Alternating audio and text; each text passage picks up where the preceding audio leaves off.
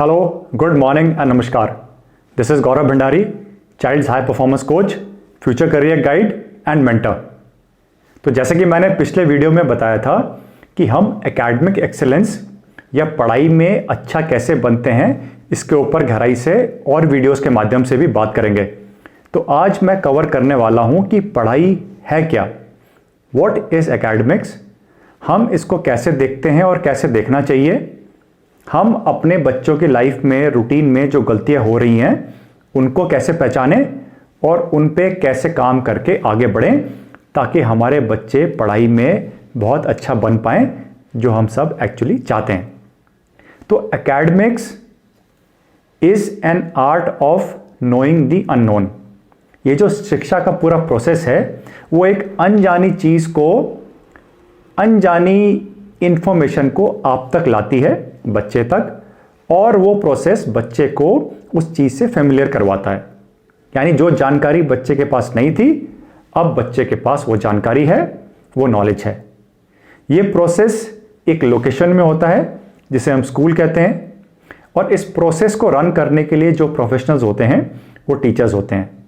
तो एक तो स्कूल में बच्चे की पढ़ाई होती है, दूसरा जो पेरेंट्स सपोर्ट ढूंढते हैं वो कभी कभी ट्यूशंस भी लगवा लेते हैं अपने बच्चे के इंप्रूवमेंट के लिए। नेक्स्ट, ये प्रोसेस स्टेप बाय स्टेप होता है, यानी हर क्लास में एक तरह की पढ़ाई होती है, अगली क्लास में लेवल बढ़ता है, मुश्किलें भी बढ़ती हैं। तो step by step gradual progression भी है। ये पढ़ाई, शिक्षा हमें बहुत तरह के सब्जेक्ट से मिलती है। अगर हम ऐसे गिन लें तो इंग्लिश और हिंदी के लैंग्वेज और लिटरेचर, मैथ्स, साइंस में physics, chemistry, biology, social science में हिस्ट्री, सिविक्स, ज्योग्राफी, आपका जनरल नॉलेज, आपके कंप्यूटर्स तक आपको पढ़ाए जाते हैं बच्चे को। तो ये बहुत वाइड सी रेंज है और बच्चे के दिमाग को इस तरह से अडेप्ट करना है इन चीज़ों को कि वो सारी इंफॉर्मेशन को ले, प्रोसेस करे और खुशी खुशी एंजॉय होके आगे बढ़े। अब हर पेरेंट चाहता है कि उसका बच्चा पढ़ाई में अच्छा बने, तो जब बच्चे अच्छा नहीं करते तो माता पिता चिंतित होते हैं, परेशान होते हैं, और ये स्वाभाविक है। अगर कोई भी बच्चा आउटपुट नहीं दे रहा जैसा आप चाहते थे तो आप परेशान होंगे। तो ये जो परेशानी है और बच्चे का अच्छा ना बनना, ये मैं दो कारणों से मानता हूं। पहले तो माता पिता खुद सक्षम नहीं है। जिस तरह से वो खुद पले बड़े थे, जब बचपन में थे, वो खुद पढ़ाई में स्ट्रांग नहीं थे, ब्रिलियंट नहीं थे, तो अगर उनमें काबिलियत नहीं है तो वो भी बच्चे को ब्रिलियंट बनाने के तरीके खुद के एक्सपीरियंस से नहीं जान सकते। इस बात को आप प्लीज माइंड मत करिएगा, लेकिन ये हकीकत है। अगर कोई चीज आपको आती ही नहीं है, आप स्वयं अपने 15-20 साल के एजुकेशन के दौर में अच्छा नहीं बन पाए, तो वो डायरेक्ट स्किल आप अपने बच्चे को नहीं दे पाएंगे। और दूसरा, हमारे पास समय की कमी है। तो माता पिता जॉब में हैं, बिजनेस में हैं, व्यस्त हैं, तो वो बच्चे पे उतना टाइम स्पेंड नहीं कर पा रहे जितना उनको करना चाहिए था। वो बच्चे को मॉनिटर नहीं कर पा रहे जिस तरह से उनको करना चाहिए था। तो ये जो प्रॉब्लम्स हैं, ये जो दिक्कतें हैं, इनकी वजह से बच्चे पढ़ाई में अच्छा नहीं बनते। ऑफ कोर्स उनमें फोकस की कमी होती है, उनके ऊपर बहुत सारे डिस्ट्रैक्शंस हावी होते हैं। इन चीज़ों को मैं समझता हूं, लेकिन माता के पिता के तौर पे दो मेन कारण हैं जिनकी वजह से वो बच्चों को अच्छा नहीं बना पाते। अब चाहता हर कोई है कि उसका बच्चा पढ़ाई में अच्छा बने, लेकिन पढ़ाई में अच्छा बनना होता क्या है? कब आप बोलेंगे कि बच्चा पढ़ाई में अच्छा है और कब बोलेंगे नहीं है? तो जो मैं देखता हूं बहुत सारे पेरेंट्स और बच्चों से इंटरेक्ट करके, ज़्यादातर पेरेंट्स की सुई जो है वो स्कूल के एग्ज़ाम के आसपास ही आके अटक जाती है। अगर मान लीजिए स्कूल के टेस्ट में आपके बच्चे के 95% आए तो आप बोलेंगे मेरा बच्चा पढ़ाई में बहुत अच्छा है। अगर आपके बच्चे के पढ़ाई में 40% आए, 50% आए, तो आप बोलेंगे मेरा बच्चा पढ़ाई में अच्छा नहीं है। आप दूसरों को ये स्टेटमेंट बोलते होंगे कि मैं चाहता हूं मेरा बच्चा चीज़ों को समझे, रट्टू तोता ना बने, याद ना करे, कंसेप्चुअली क्लियर हो। ये हर माता पिता बोलता है ऑलमोस्ट। लेकिन जब भी आप उससे पूछेंगे कि आपके बच्चा पढ़ाई में अच्छा है कि नहीं है, तो पैमाना सिर्फ और सिर्फ स्कूल का एग्जाम ही रह जाता है। लेकिन क्या ये अपने आप में काफ़ी है? Is it be all and the end all?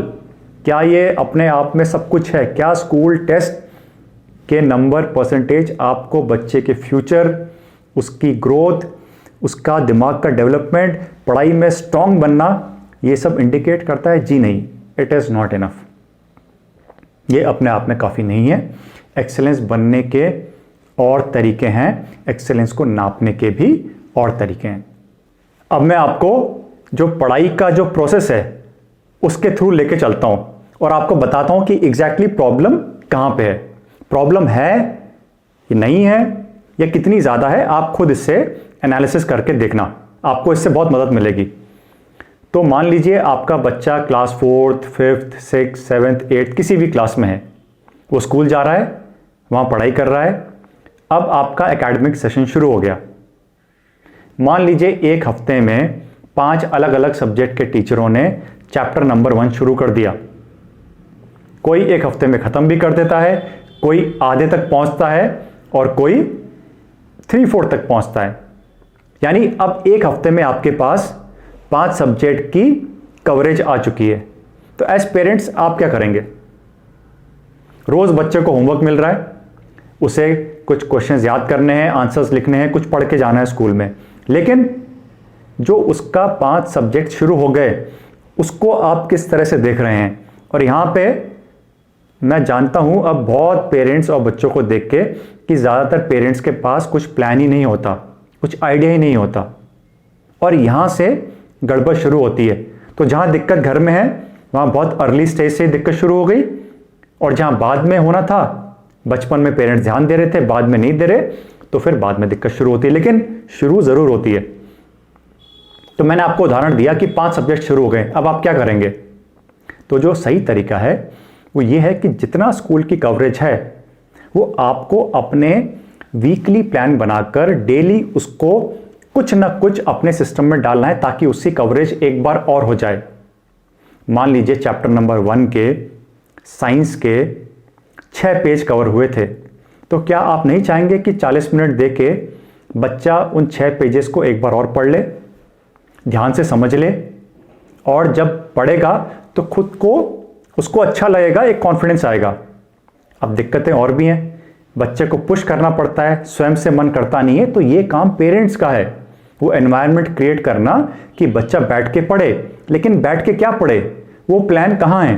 मैं बहुत पेरेंट्स से पूछता हूँ, बच्चों से पूछता हूँ, जो भी मुझे बोलता है कि मैंने बहुत पढ़ाई करी, मेहनत करी, मैं पूछता हूँ कि जब जो मन में आया तब पढ़ लिया? Is that academics? या वॉज देयर अ प्लान? क्या कोई प्लान था? अगर प्लान ही नहीं था फिर तो आपके जो मन में आए वो कर लीजिए, जब जी चाहे कर लीजिए, फिर तो आउटपुट आ ही नहीं सकता। जो स्ट्रेंथ बननी होती है, जो बेस बनना होता है, वो एक प्रोसेस से गुजर के बनता है। जब आपने वो करा ही नहीं तो बेस बनेगा भी नहीं। तो मैं ये पूछता हूं कि वेयर इज द प्लान? चलिए मान लिए कि पेरेंट्स ने बोला कि हमें पता चल गया कि हमारे पास प्लान नहीं है, हमारी गलती है, बच्चे की भी गलती है, तो प्लान कैसे बनाएं? तो जो प्लान है उसमें अगर मैंने बोला कि 5 सब्जेक्ट्स के एक एक चैप्टर हैं, तो उन चैप्टर्स को पढ़ने के लिए टाइम कितना चाहिए? ज्यादातर सब्जेक्ट्स फैक्ट बेस्ड होते हैं, यानी डेटा बेस्ड होते हैं। आपको जानकारियां याद करनी होती हैं, उनको पढ़ना पड़ता है, समझना पड़ता है, लेकिन याद भी करना होता है। कुछ सब्जेक्ट्स सिर्फ नंबर्स बेस्ड होते हैं, जैसे मैथ्स के, और बाद में साइंस के सब्जेक्ट्स जिसमें न्यूमेरिकल भी आते हैं। तो जो फैक्ट बेस्ड या डेटा बेस्ड सब्जेक्ट्स हैं, जो रीडिंग बेस्ड हैं पहले, उसमें आपके बच्चे की काबिलियत क्या है पढ़ाई के लिए, इसका असेसमेंट करवाना भी बहुत जरूरी है। कोई 2 बच्चे सेम नहीं होते, तो हम एक ही ब्रश से सबको पेंट नहीं कर सकते कि इसमें पढ़ने के लिए 40 मिनट चाहिए, आपके बच्चे को भी, आपके बच्चे को भी, आपके बच्चे को भी। लेकिन अगर आपके बच्चे का असेसमेंट होगा तो ये तो पता चलेगा कि एक गिवन क्वांटिटी को पढ़ने के लिए, समझने के लिए, अपने माइंड में बिठाने के लिए आपके बच्चे को कितना समय चाहिए। आधा घंटा, पौना घंटा, 1 घंटा, 2 घंटा? तो ये आंसर आपके पास होना चाहिए। ये आंकड़े आपके पास होंगे तभी तो आप बच्चे के ऊपर काम कर पाएंगे, उसका प्लान बना पाएंगे। तभी मैं पूछता हूं वेयर इज द प्लान, मुझे लिखित में देखना है। I want to see the plan in writing. अगर आपने हिस्ट्री लिखा था तो क्यों लिखा था, उसके साथ आपने केमिस्ट्री लिखा था तो टाइम कितना दिया, आधा घंटा और आधा घंटा, 40 मिनट और सवा घंटा। और जब आप इसको बनाएंगे तो 2-3 हफ्ते बाद आप देखेंगे कि केओस बढ़ रहा है। जो हमारी सरल हिंदी भाषा में एक शब्द है गदर, गदर हो गया है, सब कुछ कंफ्यूजन है, केओस है, क्योंकि सब्जेक्ट 8-9 चल रहे हैं। 8-9 चैप्टर पहले शुरू हो गए और 5 और ऐड हो गए। अब 13-14 चैप्टर्स आपके रनिंग में हैं, कुछ हो गए और कुछ अभी चल रहे हैं। अब इसका प्लान कैसे बनाएंगे? हम ये भी जानते हैं कि जो बच्चा एक बार पढ़ता है उसको भूलता भी है, तो हमें मल्टीपल रिविजन्स चाहिए। लेकिन इसका जो प्लान है वो शीट पे बनेगा, वो बहुत कॉम्प्लिकेटेड चीज़ है बनाना, कि एक बार बनाया फिर कुछ दिन दिए, उसको डाला रिवाइज करना। वो जो चीज़ हम डाल रहे हैं प्लान में वो टाइम भी मेंशन होना चाहिए। अगर आप ये नहीं लिखेंगे फिर तो जिसकी जो मर्जी जब जो चाहे वो कर ले, ना करे क्या फर्क पड़ता है। और जहां तक मैं पेरेंट्स को अब जानता हूं और समझता हूं, ज्यादातर पेरेंट्स से बोलते हैं बेटा बैठ जा, बेटी पढ़ ले, मोबाइल मत देख, टीवी मत देख, अपना होमवर्क कर ले। तो होमवर्क करना एक टिक बॉक्स पे चेक लग गया, और दूसरा बोले खाली है तो और पढ़ ले। नहीं पढ़ रहा तो आप झुंझलाते हैं, फ्रस्ट्रेट होते हैं, और कर रहा है तो अच्छी बात है। लेकिन ज़्यादातर घरों में प्लान ही नहीं है। अब प्लान बनाना ना बहुत कॉम्प्लिकेटेड चीज़ है और ना बहुत ईजी है, तो पेरेंट्स को ये सीखना चाहिए। इनफैक्ट मेरी कोशिश रहती है कि जो पेरेंट्स जागरूक हैं, इच्छुक हैं, उनको हम सिखाएं कि ये प्लान कैसे बनाते हैं और कैसे इस पर अमल किया जाए। अगर आपने अपने स्कूल की पढ़ाई का रिवीजन कर लिया अपनी काबिलियत के हिसाब से, तो आपका एक इनिशियल कवरेज हो गया। आपने उसको 2 हफ्ते बाद भी डाल रखा था, बाकी चीज़ें करी, फिर 2 हफ्ते बाद इसको प्लान में डाला। पिछली बार से अब तक चूंकि कई दिन हो गए हैं, बहुत कुछ अब भूल चुके होंगे, तो वो रिकॉल हो जाएगा दिमाग में, वो चीज़ आपके माइंड में वापस आ जाएगी। फिर आप एग्ज़ाम में भी अच्छा करना चाहेंगे, क्यों नहीं, हमें करना चाहिए।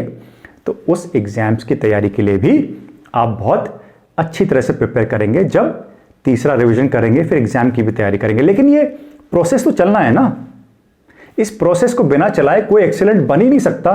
देखिए बहुत कम बच्चे होते हैं, 2-4-5% जो गिफ्टेड होते हैं, सुपर ब्रिलियंट होते हैं, बाकी 95 को बहुत मेहनत करके गुजरना पड़ता है। एक और चीज मैं बताना चाहूंगा यहां पे, डिफरेंशिएशन। कोई 2 बच्चे एक जैसे नहीं होते। 6 पेज पढ़ने के लिए मुझे सिर्फ 40 मिनट लगे थे, पढ़ने के बाद मैं कॉन्फिडेंट हूं। वही पढ़ने के लिए दूसरे बच्चे को 1 घंटा 25 मिनट लगते हैं और किसी बच्चे को 2 घंटे। तो क्या आप बोल सकते हैं कि 1 घंटा सबको कर दो? नहीं, आपको तो अपने बच्चे के हिसाब से चलना है ना। तो आपके बच्चे की जो स्पीड है, जब असेसमेंट में बाहर आई, जब चीज़ें पता चली, तो उसके हिसाब से प्लान बनाना है, डालना है। एंड आई नो थोड़ा सा ये इनिशियली जो मैं बातें कर रहा हूँ वो थोड़ी सी मुश्किल लगेंगी, क्योंकि इस तरह से आपके पेरेंट्स ने आपको नहीं सिखाया होगा और आपने अपने बच्चे को इस तरह से अभी तक गाइड नहीं किया होगा। लेकिन जब आप बना लेंगे, सीख लेंगे, समझ लेंगे इस चीज़ को, तो बच्चे के ऊपर बहुत अच्छा काम कर पाएंगे। वो प्रोग्रेस रियल होगी। अगर बच्चे में थोड़ी सी कमियां हैं, वो भागने की कोशिश करता है, तो प्लान में एक डेट और टाइम मेंशन्ड है, तो बच्चे को उस टाइम पे वो करना है। वो आप देख सकते हैं घर में।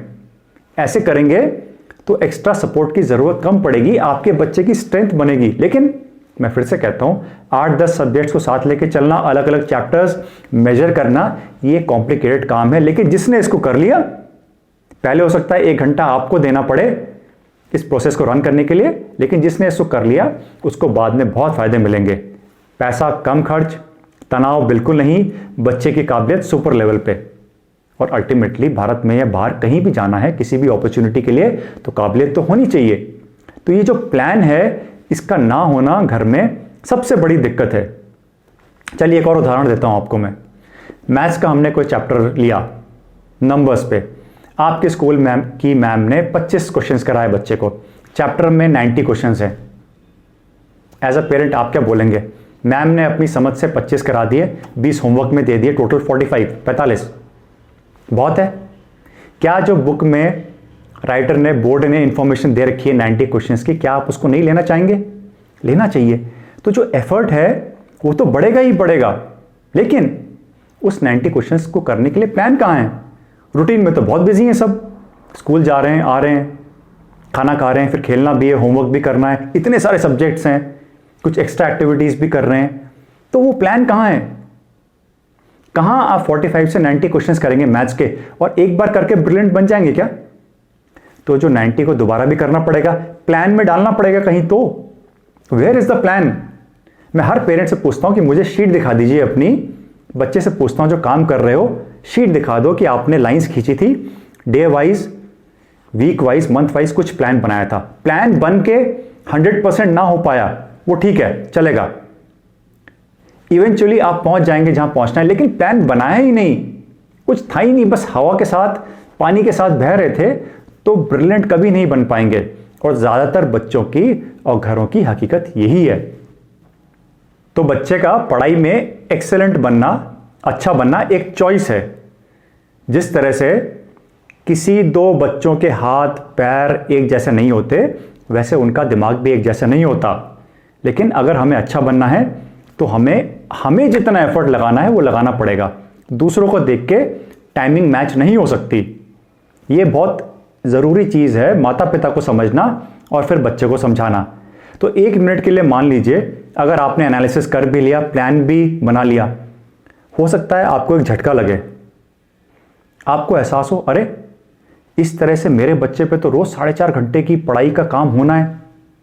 आज तक आपका बच्चा 1.5 पौने 2 घंटा कर रहा था, अचानक से आपको एहसास हो गया कि अब मेरे बच्चे को 4 घंटे का लोड अपने ऊपर लेना है, पढ़ाई का उतना टाइम स्पेंड करना है। तो इस चीज को आप कैसे लेंगे? क्या आप इसको खुशी खुशी लेंगे कि आपको पता चल गया और अब इतनी मेहनत करानी है? क्या बच्चा इसको खुशी खुशी लेगा?